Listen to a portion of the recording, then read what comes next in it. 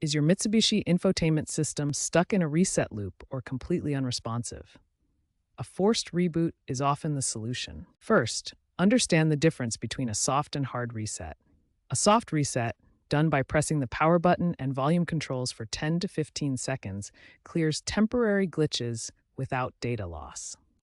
If that fails, a hard reset is needed. This can be done using two methods. The first and simpler one is the fuse reset. Locate the infotainment fuse in the engine bay fuse box, often labeled radio or infotainment. Pull the fuse for 5 to 10 minutes to fully drain its capacitors, then reinsert it. This is effective for issues caused by electrical noise. If that doesn't work, try a battery disconnect. Disconnect the negative terminal of your car's 12-volt battery for 15 to 30 minutes. Reconnect it and start the car. Be aware this will reset radio presets and may require you to recalibrate the clock. Remember to consult your owner's manual before attempting these steps and never perform resets while driving.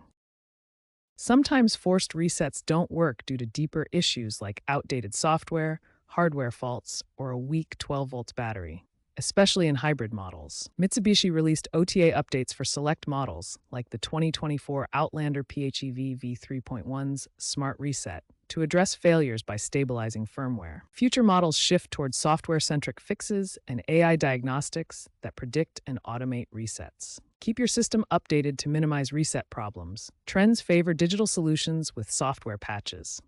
If issues persist, consult a certified mechanic.